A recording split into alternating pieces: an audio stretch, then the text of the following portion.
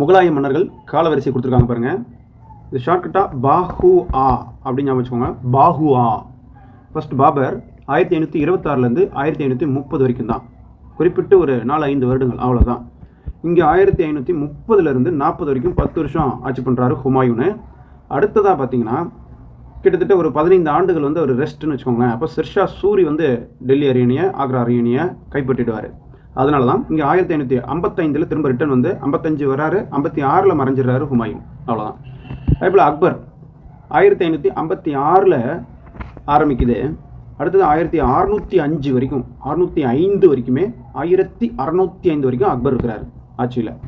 அக்பருக்கு அடுத்தபடியாக ஜஹாங்கீர் வர்றாரு. இங்கேருந்து இந்த 3 பேரை ஷார்ட்கட்டாக ஜா ஷா அவு, ஜஷா அவுன்னு சொல்லி ஞாபகம் வச்சுக்கலாம். ஜஹாங்கீருக்கு அடுத்ததாக தான் ஷாஜா. இது ஜஹா, இது ஷாஜா. அப்படியே திருப்பி போடுங்க. அடுத்து அவுரங்கசீப்பு கடைசியாக. இந்த அவுரங்கசீப்பு 1707 முடியும். இதுதான். இப்போ ஜஹாங்கீர் எங்கே வராரு பாருங்கள். 1605 அக்பர் இறந்த உடனே ஜஹாங்கீர் ஆட்சிக்கு வராரு. 1605 1627 வரைக்கும். அடுத்தது ஷாஜகானுடைய என்ட்ரி 1627 வருது. 27 1658 வரைக்கும். அப்புறம் அவுரங்கசீப்புடைய என்ட்ரி 1658 என்ட்ரி ஆகிறாரு.